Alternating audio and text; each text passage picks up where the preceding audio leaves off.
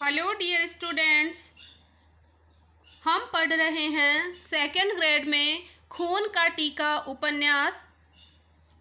पिछले वीडियो तक हमने पढ़ लिया था कि मालदेव ने अपनी पुत्री का विवाह हमीर के साथ करवा दिया और उन्होंने चाल भी चली थी, अपनी पुत्री को विधवा भी बताया। लेकिन हमीर ने फिर भी देवी की बातों को याद करते हुए उसकी पुत्री के साथ विवाह कर लिया। राजकुमारी अपने माता पिता पर प्रतिशोध करने को तैयार हो जाती है। वो चाहती है कि मेरे पिता ने अपने पुत्री प्रेम में आकर मेरा दूसरा विवाह क्यों किया, ऐसा सोचती है। आगे अब हम पढ़ते हैं। राजमहल में प्रदीप जल उठे। ढोलनियों के संगीत नृत्य के बाद हमीर ने उस कक्ष में प्रवेश किया जिसमें नववधु 16 श्रृंगार करके भी निरंतर अश्रु वर्षा कर रही थी। यानी वो 16 श्रृंगार की हुई थी, लेकिन उसकी आंखों से लगातार आंसू बह रहे थे।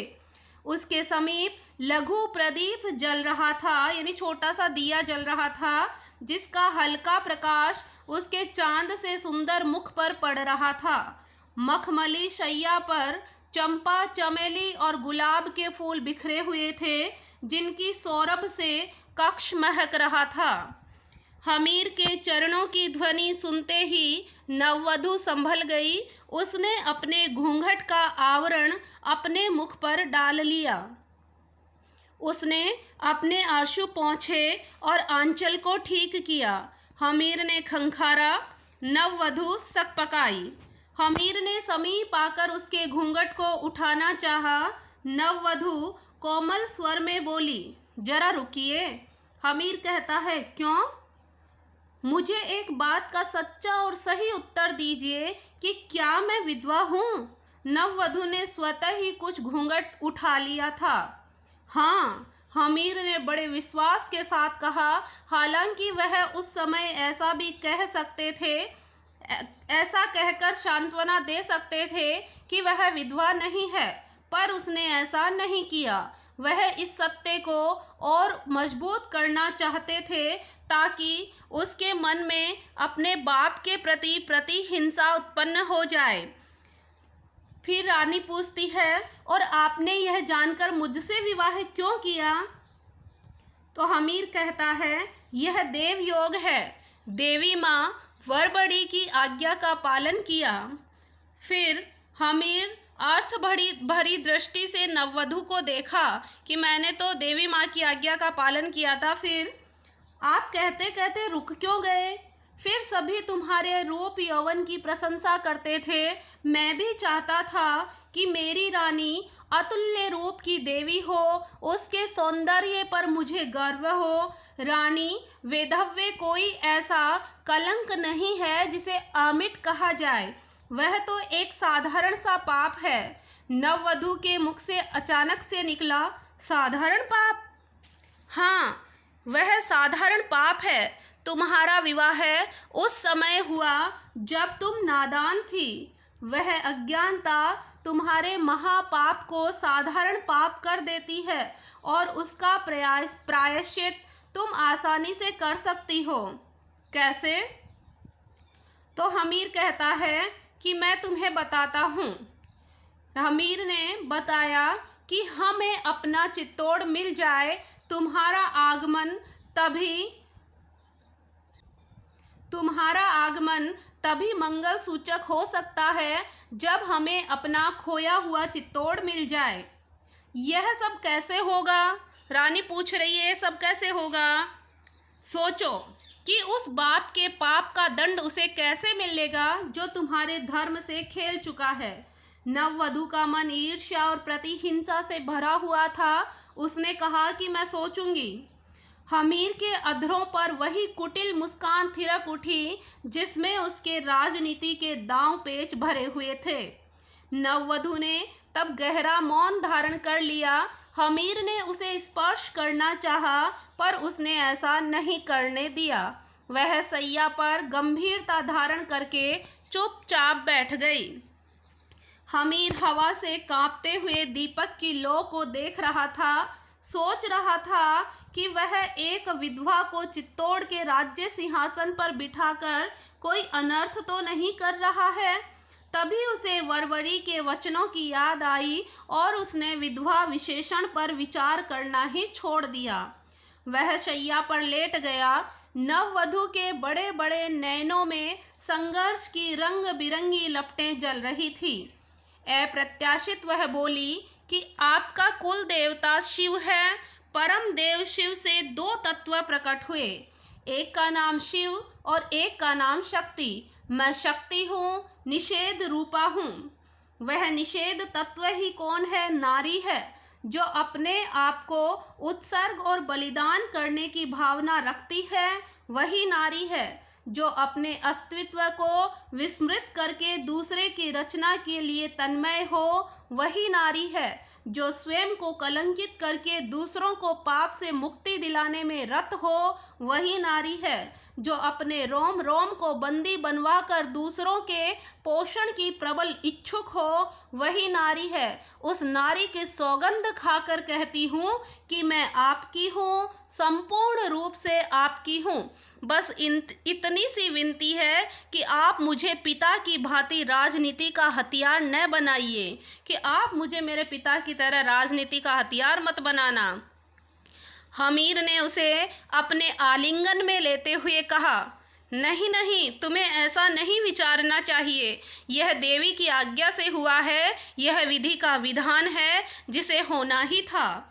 फिर आप रक्तपात का विचार छोड़ दीजिए। मैं नहीं चाहती कि मेरे विवाह पर युद्ध के बाजे बजे और मनुष्य की लाशों से नगर पट जाए, यानी नगर भर जाए। मैं ऐसा नहीं चाहती। यह मुझ विधवा के लिए अत्यंत पीड़ाजनक होगा। उसकी वाणी में असीम कोमलता थी। उसकी दृष्टि अत्यंत नारी सुलभ मानवीयता से भरी हुई थी। उसका प्रभाव हमीर पर गहरा पड़ा। नववधू की आंखें आंसुओं से भरी हुई थी। हमीर ने उसके हाथ को अपने हाथ में ले लिया और उसके निर्दोष मधुर मुख को देखता रहा। मैंने सुना है कि आपने गढ़ को चारों ओर से घेर लिया है। वह पुनः बोली, आपके पास अजेय शक्ति है जिसके द्वारा आप इस नगर को शमशान बनाना चाहते हैं, पर ऐसा करना परिस्थिति अनुकूल नहीं कहलाकर यही भ्रम पैदा करेगा कि एक विधवा के विवाह पर इसके अतिरिक्त और क्या हो सकता है। अब वो सोच रही है कि मैं विधवा तो हूँ और विधवा होने पर कुछ ना कुछ अपशकुन होगा, तो अगर आप नरशंस करेंगे, यहाँ युद्ध करेंगे, तो लोग कहेंगे कि विधवा विवाह पर इसके अतिरिक्त और होता भी क्या। हमीर द्रवित हो उठे। हमीर बोलते हैं, रानी, मैं तुम्हें समस्त हृदय से प्यार करता हूँ। जहाँ तक युद्ध और विनाश का प्रश्न है, तुम निशंक रहो। दोष के लिए मैं विवश हूँ। मैं तुम्हारे पिता को उनकी करनी का दंड जरूर दूंगा। उसने मुझे मारने का नाटक रचा, फिर मैं उसे कैसे क्षमा कर सकता हूँ। तब रानी कहती है, देखिए, मैंने आपसे एक बार नहीं, बार बार विनती की है कि अभी आप संग्राम नहीं कीजिए। ऐसा करना सचमुच मेरे लिए महादुख का कारण बन जाएगा। कदाचित मैं आत्महत्या ही नहीं कर लूं। हमीर कहता है, रानी। हल्की चीख निकली हमीर के मुख से। आपकी देवी माँ भविष्यवक्ता है। वह भविष्य के प्रकाशमान और अंधकार दोनों को जानने वाली है, पर मैं इतना ही जानती हूँ कि मैं अपवित्र हूँ। विधवा का किसी भी स्थान पर चरण रखना अमंगलकारी ही होता है। फिर कोई अनिष्ट एक ही बात की ओर संकेत करेगा कि मैं ही अशुभ हूँ। तो फिर हमीर कहते हैं, लेकिन चित्तौड़ की मुक्ति, फिर हम चित्तौड़ की मुक्ति कैसे करवाएंगे? मैं चित्तौड़ को मुक्त करवाऊंगी। आप विश्वास रखें कि आपको अपना चित्तौड़ जरूर मिलेगा। हमीर कहते हैं, पर कैसे?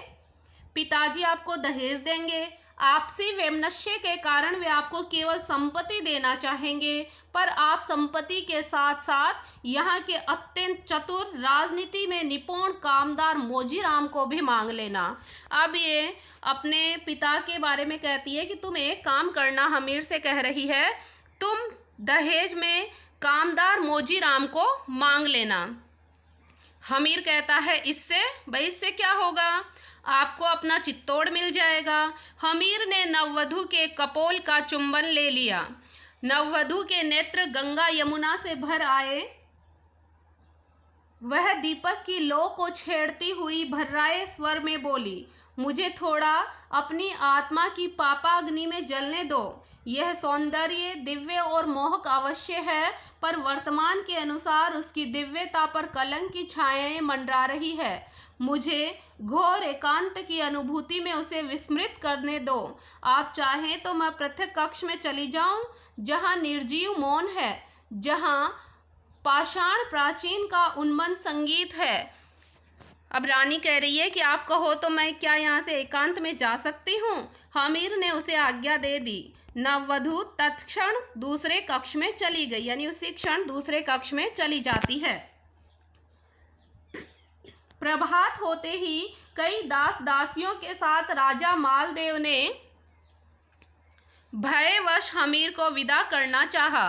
हमीर को प्रथा के अनुसार राजा मालदेव ने 8 जिले मगरा, शेरानल, गिरवा, गोड़वाड़, बाराठ, शालपट्टी, मेरवाड़ा और घाटे का चोखला दहेज में दे दिए। इसी समय हमीर ने निसंकोच होकर दहेज में कामदार मोजीराम को भी मांग लिया। दामाद को इसके लिए रुष्ट करना नहीं चाहा, तो उसने तुरंत हमीर की मांग को मान दिया। राणा मालदेव ने हमीर को एकांत में ले लिया और विनीत स्वर में कहा, मेरी बेटी विधवा नहीं है। हमीर ने तुरंत कहा, कैसा भी हो महाराज, अब वह मेरी पत्नी है। मैं उसका सम्मान एक महारानी की तरह ही करूँगा, आप चिंता नहीं करें। हमीर अपने दल के साथ चलने को उद्यत हुआ। सारा कार्य संपन्न हो चुका था। माँ ने अपनी बेटी को अपनी ओर से विदाई दे दी थी। माँ ने अपनी बेटी को दहेज में अनेक दास दासियाँ और धन दिया। वह अपनी बेटी को सच्चे मन से आशीर्वाद देना चाहती थी, पर नववधू ने उसके आशीर्वाद को सुनना ही नहीं चाहा। उसने जाते जाते अपनी माँ से कहा, तुम समझ लेना, मैंने अपने हाथ से अपनी बेटी को मार दिया है। माँ के नेत्र भर आए, पर उसने अपने हृदय का उफान हृदय में ही रहने दिया। बेटी के कथन पर नहीं जाकर उसने माँ के कर्तव्य का पालन किया। उसने भीगी भीगी आँखों से अपनी बेटी को गले से लगाया और अब उन्होंने दुख से भरी विदाई, अश्रु भरी यानी आंखों में आंसू लिए भरी विदाई अपनी बेटी को दे दी। इधर विदाई का कार्यक्रम हो रहा था और उधर अनंग सिंह राणा हमीर को बार बार कह रहा था कि अब जाते जाते जालोर को विनष्ट कर दिया जाए।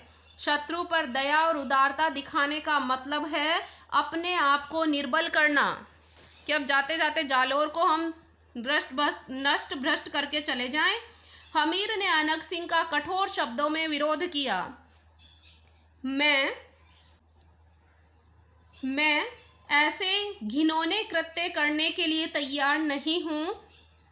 मैं जालोर पर रक्त की एक बूंद भी नहीं बहाना चाहता। मैं एक जालोर पर रक्त की एक बूंद भी नहीं बहने दूंगा। अनंग सिंह क्रोधित हो गया। आप सदा राजपूती दंभ और आन बान में ऐसे काम कर देते हो जो राज्य के लिए घातक सिद्ध होते हैं। राजपूतों के पराक्रम का इतिहास भी तभी तक जिंदा है जब तक उनमें यह उदारता और शत्रु को बार बार छोड़ने का साहस है। हमारा धर्म सबसे पहले दया करना ही सिखाता है। ये हमीर अनंग सिंह को समझा रहे हैं। अनंग सिंह का मन इस कथन के खोखलेपन से जल उठा। वह व्यंग्य यानी व्यंग्य के सहित बोला, आपका कोई धर्म नहीं, आपका कोई कर्म नहीं, आपका अपना कुछ है तो वह अपना हठ है और अपनी निरंकुशता है। पवन सिंह का यह कथन अशिष्ट लगा। वह तुनक कर बोला। कौन बोला? पवन सिंह बोला, राणा जी के सामने शिष्टता का उल्लंघन असह्य हो सकता है, कहीं तुम्हें इस अशिष्टता का दंड नहीं मिल जाए कि तुम क्या अशिष्ट बातें कर रहे हो राणा जी के साथ में। मेरा ने भी उसे डांटा, हमीर ने उसे समझाया, लेकिन अनग सिंह नहीं माना। उसके जाते ही पवन सिंह ने सिर झुकाकर कहा, राणा जी, यह तलवार को ही जीवन की सफलता, उत्थान और सम्राट मानता है। मेरी यह राय है कि इसे किसी जंगली जानवर के सामने फेंक दिया जाए। जंगली जानवर? हाँ, किसी निहत्थे युवक के समक्ष, जो इसके अंग प्रत्यंग को चूर्ण विचूर्ण कर दे और इसकी युद्ध पिपासा सदा सदा के लिए शांत हो जाए। सॉरी, निहत्थे नहीं, नौहत्थे। युद्ध पिपासा सदा सदा के लिए शांत हो जाए, अन्यथा यह कभी न कभी हमें बहुत हानि पहुंचाएगा। हमीर को पवन सिंह के कथन में सत्य का आभास हुआ, फिर भी वह तत्काल यानी उस समय शांत रहा।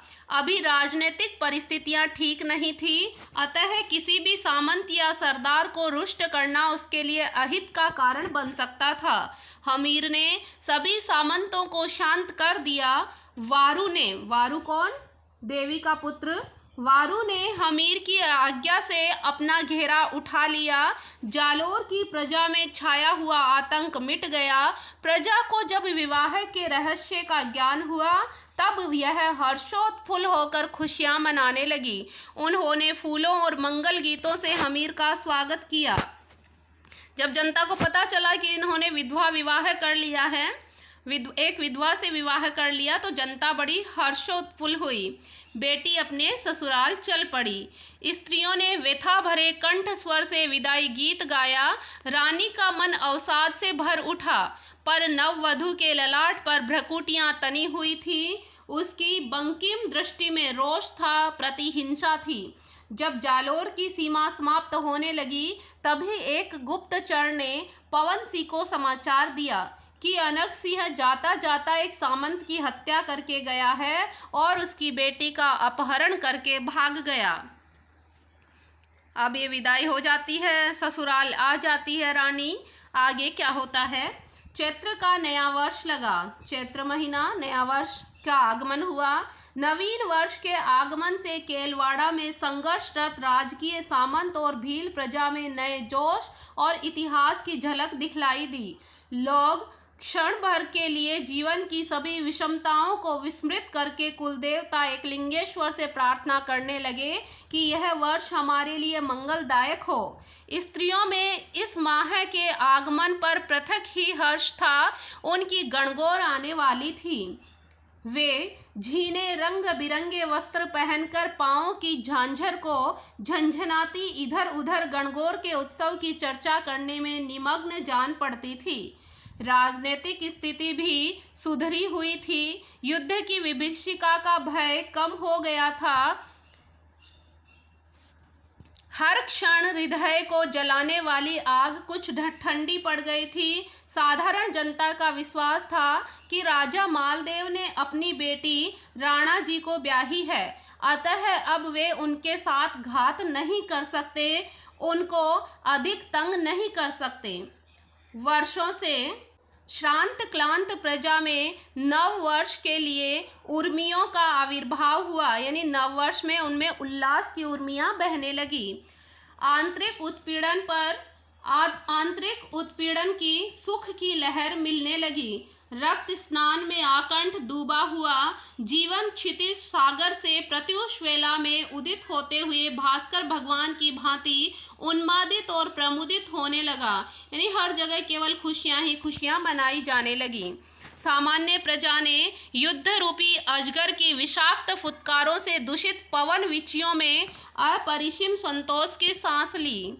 पवन विचियां यानी हवा के रास्ते, दूषित हवा के रास्ते आनंद, उत्साह और संतोष चारों तरफ था। राज्य ज्योतिषी ने नूतन वस्त्र धारण करके राणा जी को नया पंचांग भेंट करते हुए कहा, यह वर्ष आपके लिए अति लाभदायक और शुभ होगा।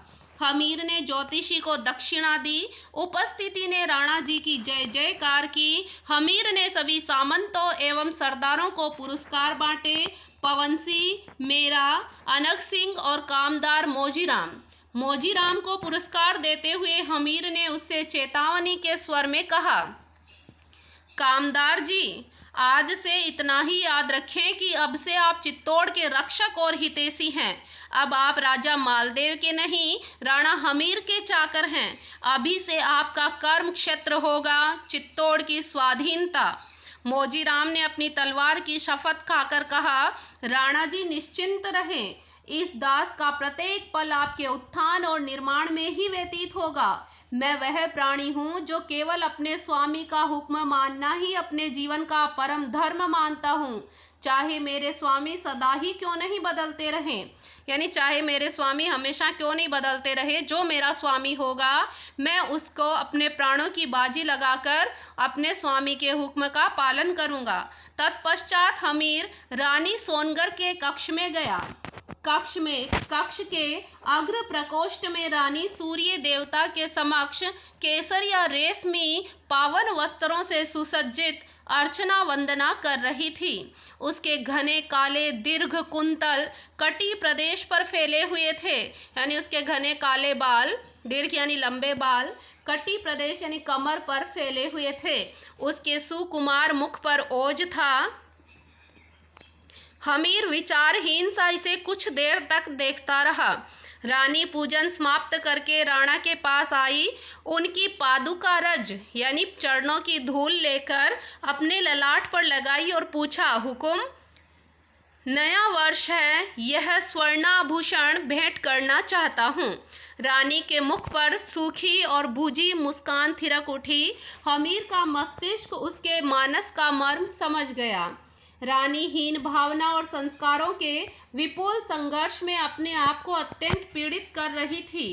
अतः हमीर स्नेह सिक्त स्वर में बोला, तुम्हें अपने अतीत को बिल्कुल भूल जाना चाहिए और एक वृक्ष की नूतन कली की तरह नए जीवन में अपने आप को विस्मृत कर देना चाहिए। अपनी कायाकल्प करने की चेष्टा प्रचेष्टा मैं बहुत करती हूँ। सोचती हूँ स्वामी के महान चरणों में अपना जीवन उत्सर्ग कर दूँ, उसके एक एक पल में सावन की मस्ती भर दूँ, पर मुझसे ऐसा नहीं होता। मुझे हर घड़ी अपनी आत्मा प्रताड़ना देती है, यह याद दिलाती है कि तुमने क्षत्राणी का गौरव विस्मृत करके अपने को पाप के पंक्ति में फंसा लिया है। आखिर मैं पुनः विवाहिता हूँ तो क्या हुआ, ऐसा मैं नहीं सोच सकती। तू बड़ी भोली है। अगाध प्रेम से रानी को अपनी बाहुओं में लेकर हमीर धीरे धीरे बोला, तेरी आत्मा बड़ी निर्मल और शुद्ध है, उस पर पाप और कपट की अस्पष्ट छायाएं तक नहीं है। फिर भी तुम इतनी चिंतातुर और दुखी हो रही हो, ऐसी बात नहीं है। अपने शास्त्रों में भी स्त्री का दोबारा विवाह होने के रूप में बताया गया है। व्यास की माँ सत्यवती का विवाह एक बार नहीं 2 बार हुआ था। ऋग्वेद में भी ऐसा उल्लेख मिलता है कि सोम ने सबसे पहले तुम्हें पत्नी के रूप में प्राप्त किया, तुम्हारे दूसरे पति गंधर्व हुए और तीसरे अग्नि। मनुष्य वंशज तुम्हारे चौथे पति हैं। ये सत्यवती, व्यास की माँ सत्यवती के बारे में बता रहे हैं। उनके काफ़ी पति हुए, चौथे पति मनुष्य वंशज। यह हमारे पावन शास्त्रों का कथन है।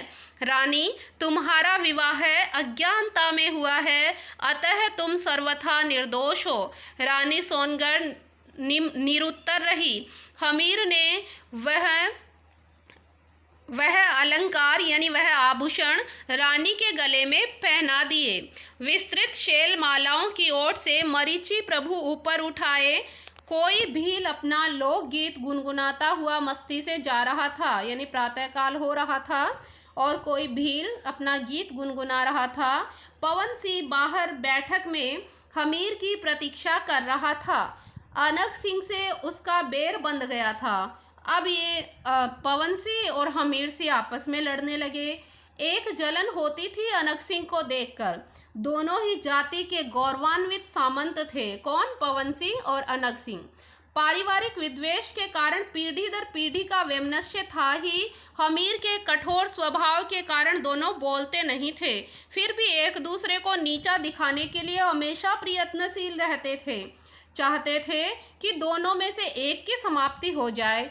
पवन सिंह हमीर के हुक्म पर सर्वस्व न्यौछावर करना चाहता था और अनंग सिंह कभी कभार हमीर की आज्ञा की अवज्ञा भी कर देता था। वस्तुतः उसे युद्ध में ही आनंद आता था। युद्ध युद्ध युद्ध उसके मस्तिष्क में साधारण योद्धा के विपरीत युद्ध का उन्माद छाया हुआ रहता था। हर घड़ी और हर पल वह युद्ध के अतिरिक्त किसी भी बात की चर्चा ही नहीं करता।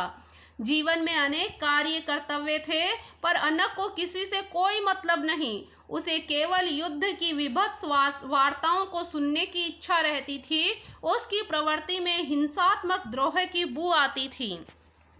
उसका ज्येष्ठ पुत्र, किसका? अनंग सिंह का, उसका ज्येष्ठ पुत्र तथा पत्नी भी उससे आतंकित रहने लगी थी और वह पवन सिंह को देखकर उत्तेजित हो जाता था। तब वह सामंती मर्यादाओं का उल्लंघन करके पवन सिंह को कट्टर शत्रु की भांति ललकारने लगता था और उसे अपमान सूचक नामों से संबोधित करता था। बात बात पर वह म्यान से अपनी तलवार निकाल लेता था और प्रहार करने को तत्पर हो जाता था।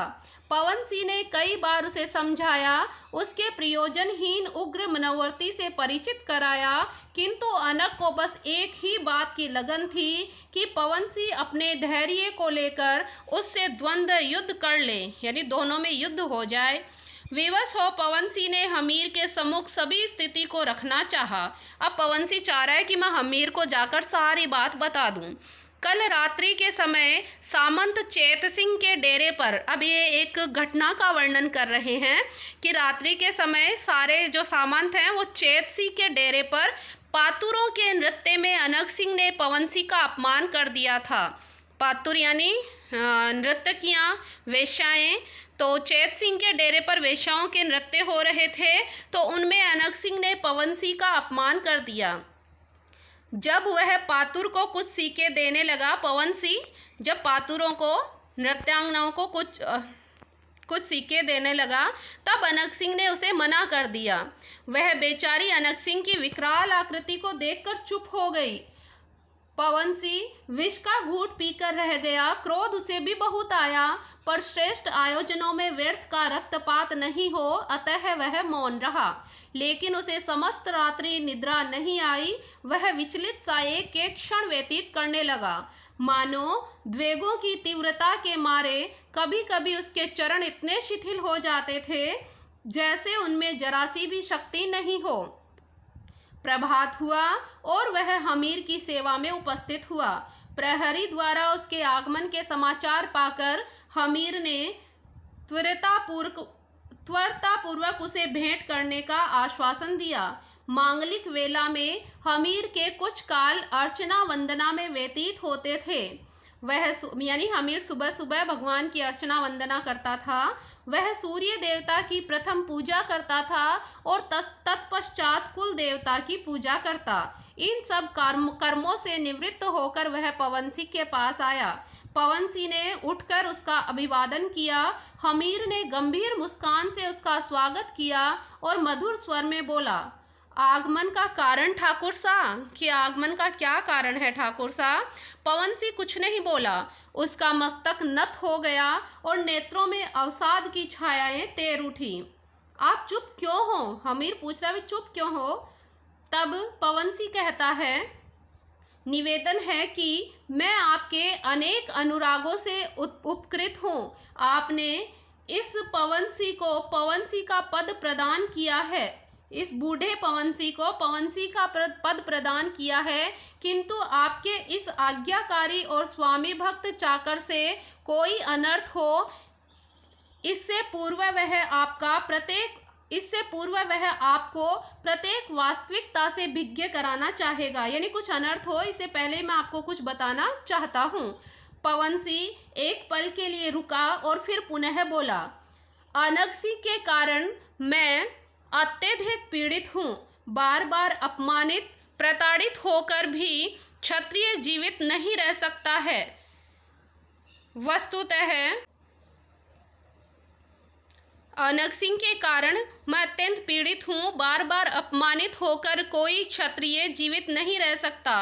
वस्तुतः तिरस्कार के वातावरण में क्षत्रिय कैसे सांस ले सकता है। यहाँ है, वस्तुतः तिरस्कार के विषाक्त वातावरण में वह सांस लेने का आदी नहीं होता। यानी कि एक क्षत्रिय होता है वो तिरस्कृत विषाक्त वातावरण में सांस लेने का आदी नहीं होता।